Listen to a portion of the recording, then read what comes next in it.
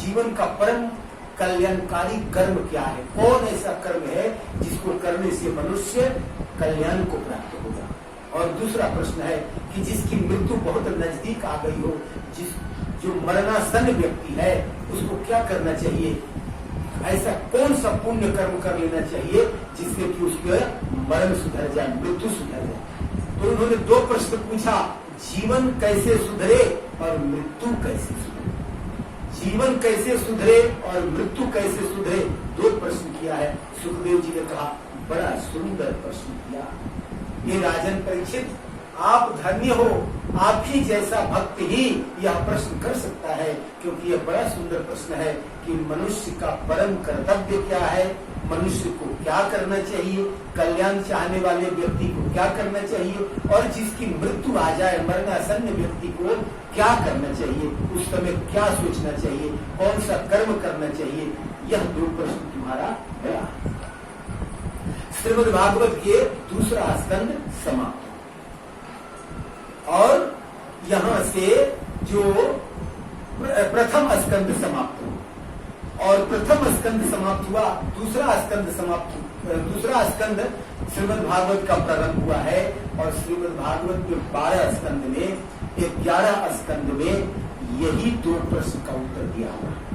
पूरे श्रीमद् भागवत में दो प्रश्नों का उत्तर दिया हुआ है कि मनुष्य को सदा सर्वदा क्या करना चाहिए, अर्थात मनुष्य को कल्याण के लिए क्या करना चाहिए, पहला प्रश्न का। और दूसरा प्रश्न था कि मरने वाले व्यक्ति को, जिसकी मृत्यु साक्षात खड़ी हो, म्रियमाण व्यक्ति का क्या कर्तव्य है। यह दो प्रश्नों का उत्तर 11 स्कंद में श्रीमद् भागवत में दिया गया है। यहाँ से श्रीमद् भागवत, मूल श्रीमद् भागवत शुरू होता है। दूसरे स्कंद से इसमें भगवान के स्वरूप का चिंतन बताया गया है, भगवान के 22 लीला अवतारों का वर्णन बताया गया है, उसमें भागवत के 10 लक्षण बताए गए हैं और भगवान के सृष्टि कर्म का वर्णन बताया गया है। भगवान जो अवतार धारण करके हिरण्यकशिपु और हिरण्याक्ष के वध की कथाएं हैं, जय विजय आदि सनकादि का ऋषियों ने श्राप दे दिया है। जय विजय के श्राप के कारण जय विजय को जो श्राप मिला है, सनकादिक ऋषि जाते हैं भगवान से मिलने के लिए। ये 5 वर्ष के हैं, सनक, सनातन, सनंदन और सनत कुमार, ये 4 कुमार हैं। हमेशा 5 वर्ष के रहते हैं। भगवान का कथा सुनना, भगवान का दर्शन करना इनका काम है। वैकुंठ में जब भगवान का दर्शन करने गए तो जय विजय ने दरवाजे पर ही रोक दिया, कहा ठहरो। कभी कभी क्या होता है ना कि आदमी अपना महत्व भी दिखाने लगता है। जय विजय ने कहा ये महात्मा लोग बड़ा फटकारे से जब चाहते हैं तब दर्शन के चले आते हैं, जब चले जाते हैं आज अपना पावर भी दिखा देते हैं। और डंडा लगाया दरवाजे पर, कहा ठहरो, मेरा बिना परमिशन लिए अंदर नहीं जा सकते, क्योंकि हम यहाँ के दरबार हैं और बिना परमिशन के तुम्हारा प्रवेश नहीं हो सकता। सनातन और सनातन, ये 4 जो ऋषि हैं, सनक, सनंदन, सनातन और सनत कुमार, ये 4 ऋषि बिगड़ गए, क्रोधित हो गए। घरे मूर्ख, तू कौन रोकने वाला है? भगवान के दरबार में भक्तों को किसी को रोकने का हक नहीं है। भक्त जब चाहे दरबार में आ सकता है, जा सकता है। इसलिए तूने जो रास्ता बंद कर दिया, जब तुझे मैं श्राप देता हूँ तू राक्षस हो जा। यही जो जय विजय है, श्राप के कारण दुखित हो गए। भगवान जब उधर से आए, उन्होंने प्रार्थना किया, देखिए आपके दास को, आपके द्वारपाल को श्राप दे दिया। भगवान कहते हैं तूने मेरी प्रतिष्ठा खराब की है, तूने मेरा इज्जत खराब किया है, तूने मेरे भक्त को रोका है, तुम्हारे लिए यह उचित है, तुम्हारा दंड उचित है। और उनके श्राप के कारण यह हिरण्यकशिपु और हिरण्याक्ष के रूप में यह पृथ्वी पर दैत्य अवतार हुआ। तो इसमें हिरण्यकशिपु और हिरण्याक्ष ये जय विजय के रूप में आए और यह हिरण्याक्ष जो था, जो भगवान वामन रूप में या ये शुक्र रूप में पृथ्वी का उद्धार करने आए, तो उस समय उन्होंने हिरण्याक्ष का वध किया है। भगवान के जो लीला अवतार है, भगवान का जो पंचम अवतार है, वह पंचम अवतार में भगवान देवहूति के गर्भ से उत्पन्न हुए और देवहूति के और कर्दम के पुत्र के रूप में भगवान कपिल का जन्म हुआ है। यहाँ पर स्वयंभू मनु को आदेश हुआ, उनकी एक बड़ी सर्वगुण संपन्न पुत्री है जिनका नाम है देवहूति। देवहूति उस समय संसार में सबसे सुंदर युवती है और संसार में सबसे गुणी है, उनको सुकन्या कहा। क्यों? क्योंकि वह गुणों में भी संसार में सबसे श्रेष्ठ है। उनमें धर्म है, उनमें सौंदर्य है, उनमें सब गृहस्थोचित धर्म लक्षण है, सब संपन्न 32 लक्षण से संपन्न वह गुणी है, सुंदर है। और जब मन में ध्यान आया स्वयंभू मनु को कि ऐसी सुकन्या को, ऐसी पुत्री को, योग्य वर को समर्पित करना चाहिए, उन्होंने ध्यान किया, भगवान से पूछा, भगवान ऐसी योग्य कन्या किसको दी जाए? क्योंकि संसार में सबसे सुंदर और सब गुणों से परिपूर्ण ऋषि महात्माओं का आदर करने में सबसे आगे, सबको सम्मान देने में सबसे आगे, सब गुणों से भरी हुई यह देवहूति किसको दूं? भगवान ने कहा यह कर्दम को प्रदान करो, क्योंकि कर्दम में वह जो है श्रेष्ठ मुनि है और श्रेष्ठ वर होंगे। और ऐसा करने के बाद अपनी पुत्री को लेकर के स्वयंभू मनु देवहूति को लेकर के कर्दम ऋषि के आश्रम आते हैं और कर्दम ऋषि से कहते हैं आप इनकी मेरी इस पुत्री से विवाह कर लो। कर्दम ऋषि कहते हैं देखिए मैं आपकी पुत्री से विवाह एक शर्त पर करना चाहता हूँ। स्वयंभू मनु पूछते हैं क्या आपको मेरी कन्या में कोई कमी है जो आपको शर्त रख दिया? कहा कमी नहीं है, क्योंकि विश्वासु नाम के गंधर्व आपकी जो पुत्री को देख करके विमान से ही आपके पुत्री के सौंदर्य को देखकर विमान से ही बेहोश होकर के पृथ्वी पर गिर गए थे। इसलिए सुंदरता में इनका कोई तुलना नहीं है और ज्ञान में भी इनका कोई तुलना नहीं, भक्ति में भी इनका कोई तुलना नहीं। ये सर्व गुणों से दक्ष है। लेकिन मेरा यही शर्त है कि मैं जब तक इनको पुत्र नहीं हो जाता तभी तक मैं इनके साथ में रहूंगा और उसके बाद में संन्यास धर्म को प्राप्त करूंगा। स्वयंभू मनु ने कहा यह तो उत्तम बात है और इसलिए उन्होंने अपनी पुत्री से पूछा। पुत्री ने कहा कि मेरी मुझको भी स्वीकार है और इस प्रकार से विवाह हो गया देवहूति और कर्दम का।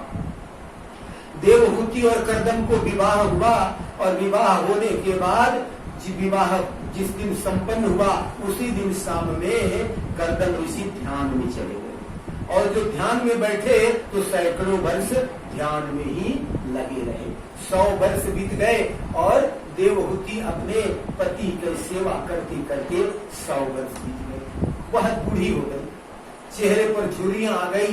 जो सर्व सौंदर्य था, दुनिया की सबसे सुंदर ज्योति स्त्री थी, वह अब बुढ़ापा को प्राप्त हो गई।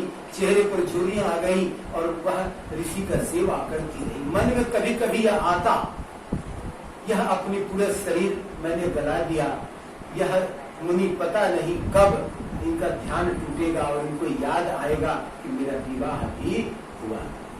आज के युग में थोड़ा सा ध्यान न देने के बाद तो फिर तो कहां से कहां कितना विवाह हो जाएगा। और यह जो है 100 वर्षों तक पति ने देखा ही नहीं, जाना ही नहीं कि विवाह हुआ है और 100 वर्षों तक समाधि में लगे रहे और देवहूति जो है उनकी सेवा अनवरत करते करते बूढ़ी हो गई। एक दिन बैठी अपनी केसों के बालों को देखने लगी जो पूर्णतः सफेद हो चुके थे और उसने कहा मैं भी एक समय बहुत सुंदर हुआ करती थी और उनके मन में बड़ा चिंतन आया। उसी समय ऋषि की समाधि टूटी और सामने देखा बैठे हुए, पूछा हे देवी आप कौन हो, आप यहाँ क्यों बैठी हो? देवहूति ने कहा महाराज 100 साल पहले मेरा आपसे विवाह हुआ और स्वयंभू मुनि की मैं पुत्री हूँ। 100 साल पहले मेरा वाग्दान आपके साथ हुआ था, विवाह हुआ था और मैं 100 साल से आपकी सेवा कर रही हूँ और आप पूछते हैं मैं कौन हूँ, आप अपनी पत्नी को नहीं पहचानते?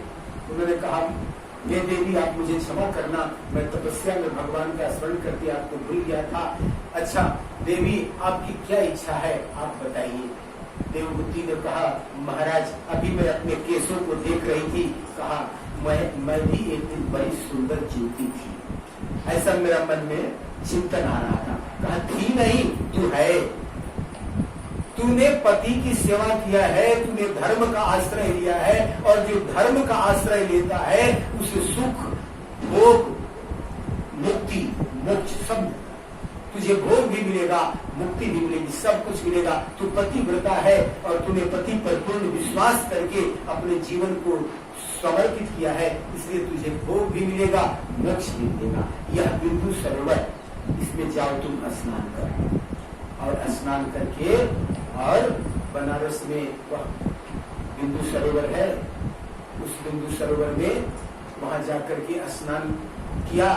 स्नान करने गई तो अंदर जैसे ही डुबकी लगाया तो बहुत सारी स्त्रियों ने उनको पकड़ लिया और पकड़ करके अंदर लेकर चली गई। वहां देखा कि हजारों दिव्य स्त्रियां थी, उनको बहुत सारे औषधियों का उनको शरीर पर लेप लगाया, बहुत सारे दिव्य अमृत का पान कराया, उनकी बहुत सारा श्रृंगार किया, और उस अमृत का पान करने से वह पूर्णतः जीवावस्था को प्राप्त हो गई, और उनको नूतन दिव्य वस्त्र पहनाए और नूतन उनका श्रृंगार किया, और सैकड़ों दिव्य ज्योति स्त्रियों के साथ में वह करदम के साथ प्रकट हुई। जब वह सुंदर रूप में जब प्रकट हुई और अपने प्रतिबिंब को देखा तो बड़ी खुशी, कहा 100 साल पहले जो थी आज वही मैं पुनः बन गई। लेकिन कहा महाराज आप तो वही हो, आप तो वही बूढ़े हो, आपको भी वही पहले वाला बनना पड़ेगा, 100 साल पहले वाला मेरा पल होना चाहिए। और उन्होंने फिर वही उस सरोवर में डुबकी लगाई और वे भी पूर्णतः जीवावस्था को प्राप्त हो गए। और तब कहा कि महाराज इसी से नहीं होगा, गृहस्थ आश्रम होने के लिए घर होना चाहिए, अब घर बनाइए। कहा घर भी हो जाएगा, और उन्होंने दिव्य विमान की रचना की, और वह जो दिव्य विमान हुआ उस पर विराजमान हुए देवहूति और करदम, और 100 वर्षों तक उस विमान पर भ्रमण करते रहे। वह कई दिव्य वनों में, दिव्य लोकों में भ्रमण करते करते और अपना जीवन बिताने लगे। और जब 100 वर्ष पूरा हुआ तो 100 वर्ष के बाद पता नहीं चला वह समय कब बीत गया। सुख के समय बीतते देर नहीं लगती। जो 100 वर्ष देवहूति पहले बिताई थी वह समय थोड़ा लंबा था, लेकिन यह जो 100 वर्ष बीता यह पलक झपकते बीत गया, कुछ पता ही नहीं चला। और उसके बाद महात्मा ने कहा अब तो मैं संन्यास को जाऊंगा। कहा आपने संतान देने की बात कही थी, तो वर्ष बीतने के बाद उनको एक साथ 9 कन्याएं हुई। कहा अब मैं संन्यास को जाऊंगा। कहा कैसे जाओगे, इन 9 कन्याओं का विवाह कौन करेगा, पुत्र होना चाहिए। इसके बाद 9 कन्याओं के बाद एक पुत्र हुआ। पुत्र होने के बाद वह जो पुत्र थे वह स्वयं भगवान ही विष्णु ही, वह कपिल भगवान के कपिल के रूप में स्वयं करदम और देवहूति के गर्भ से उत्पन्न हुए। और उत्पन्न होने के बाद इन्होंने कहा था मैं संन्यास लूंगा, और उसके बाद जब भगवान प्रकट हो गए तो भगवान से दर्शन करने करदम जी आए, प्रणाम किया। कहा भगवान आप मुझ पर कृपा कीजिए। कहा कृपा यही है कि आप तू चले जाओ। कहा अभी आपके शरण में कुछ रहना चाहता हूँ। कहा नहीं रहना। कपिल जी ने कहा नहीं रहना है, आप जाओ। कहा मेरी 9 बेटियां हैं, उनका विवाह कैसे होगा। कहा सब हो जाएगा। आप विवाह करोगे, कोई किसी का विवाह नहीं करता, कोई किसी को पोसता पालता नहीं। कहा अभी आप बच्चे हो, आपका पालन पोषण कैसे होगा। कहा मैं पूरे विश्व का पालन पोषण करता हूँ और तुम मेरा पालन पोषण करोगे। तुम जाओ संन्यास ले लो, और सबको भरण पोषण करने वाला जो है वही मेरा भरण पोषण करेगा। और इस प्रकार से करदम ऋषि को कहा और आशीर्वाद दिया, और कहा कि मेरे दिव्य रूपों का चिंतन करते हुए अपने दिव्य शरीर को प्राप्त हो जाओगे। और इस प्रकार से जब माता जो थी 9 कन्याओं का अपना 9 ऋषियों के साथ विवाह किया है, और उसके बाद अपने पुत्र से एक दिन पूछा है। मेरे पति ने कहा था कि तुम्हारे गर्भ से साक्षात भगवान विष्णु उत्पन्न होंगे, तो आप यदि साक्षात भगवान विष्णु हैं तो मैं आपके चरणों में आपको प्रणाम करती हूँ। और हे भगवान, मैं आपसे एक प्रश्न करती हूँ। मैंने तपस्या भी किया है, व्रत भी किया है, 100 वर्षों तक पति की सेवा की, बहुत सारे व्रत भी किया, बहुत सारा जप भी किया, 100 वर्षों तक मैंने भोग भी किया, 100 वर्षों तक मैंने तपस्या भी किया, फिर भी मेरा मन जो है वह आसक्ति को नहीं त्यागता। मन में लोभ आ ही जाता है, मन में आसक्ति आ जाता है, मन भटकने लगता है। इसका क्या कारण है? मेरे मन से आसक्ति क्यों नहीं मिटती? यह कैसे मिटेगा? माता के प्रश्न को सुनकर बड़े प्रसन्न हुए कपिल भगवान कहते हैं, हे माता, ध्यान देकर के सुनना जो मैं बात बताता हूं। समस्त प्राणियों में मन ही एक ऐसा कारण है जो बंधन का भी कारण है और मुक्ति का ही कारण। मन से ही व्यक्ति बंधन में पड़ता है और मन से ही व्यक्ति मुक्ति को प्राप्त करता है। यदि मन आसक्ति में बंध जाए, मन यदि संसार में लग जाए तो मन शरीर को बांध देगा। कई जन्मों में फिर चक्कर, 84 लाख जोड़ी का फिर चक्कर। मन यदि आसक्ति में फंस गया, लोभ में फंस गया, ईर्ष्या में फंस गया, मत्सर में फंस गया, क्रोध में फंस गया, तब बंध जाए।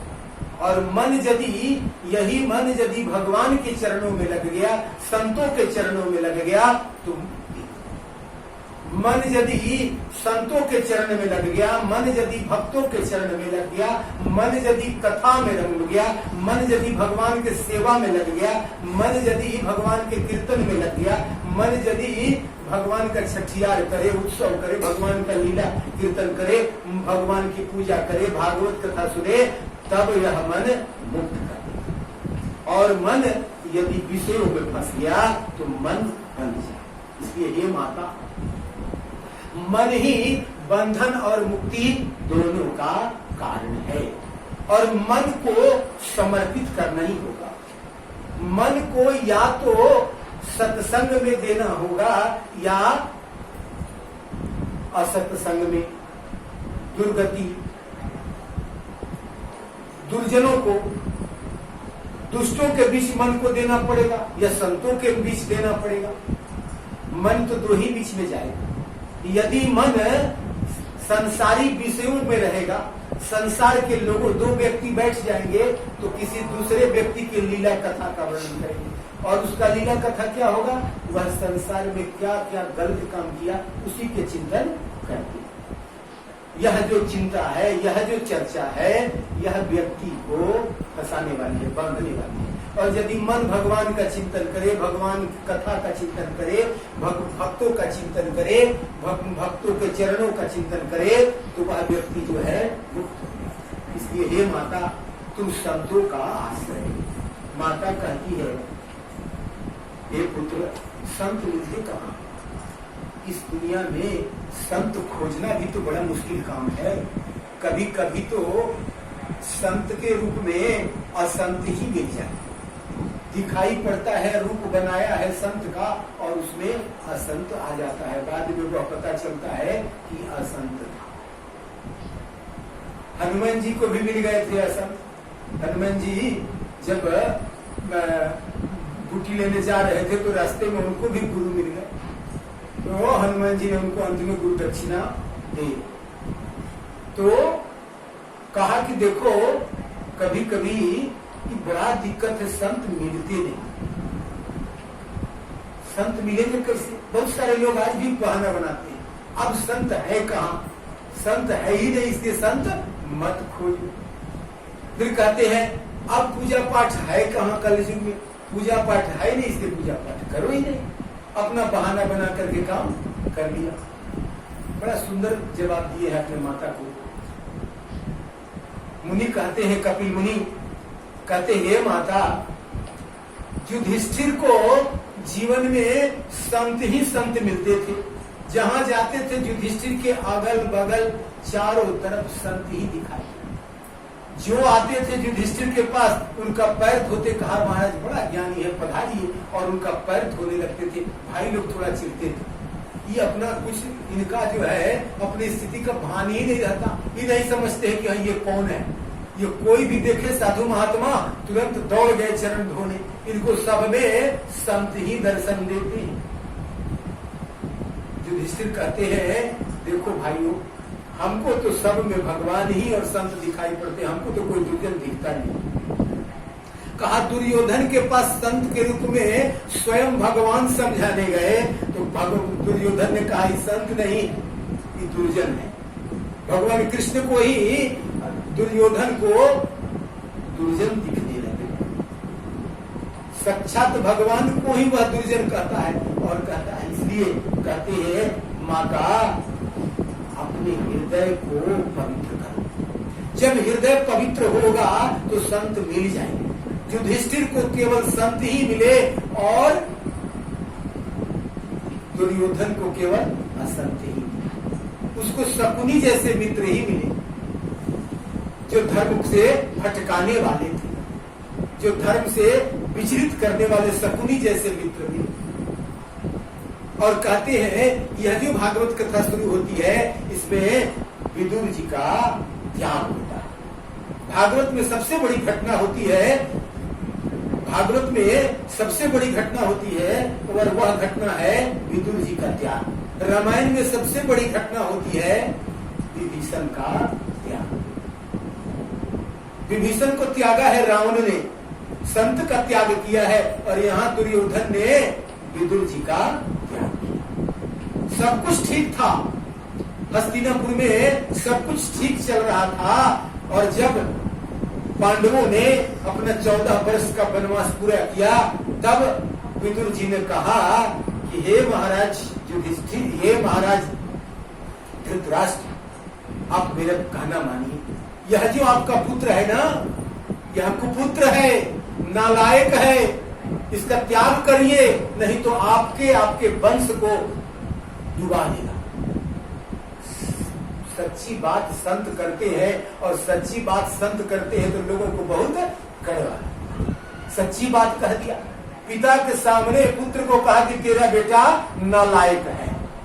बेटा को कैसा लगेगा? किसी बेटा को हो सामने कह दे तू नहीं, तेरा बेटा नालायक है। बेटा उतना अहंकारी है, राजा का बेटा है, बर्दाश्त कैसे करे? तुरंत कहा इस मेरे काका को कोई जान से नहीं भी मारो तो कम से कम राज्य से निकाल दो, क्योंकि मैं इसे देखना नहीं चाहता। और दुर्योधन ने अपने संत महात्मा विदुर का त्याग किया। धर्म के प्रतीक विदुर का त्याग हुआ, और विदुर ने अपना धनुष वहां रखा और धनुष रख करके वहां से प्रस्थान किया। कहा अब धर्मम शरणम गच्छा, तीर्थम शरणम गच्छा, और वहां से तीर्थाटन में चले। विदुर जी ने कुछ नहीं देखा। विदुर जी जब तक थे तब तक राज्य था, धन थी,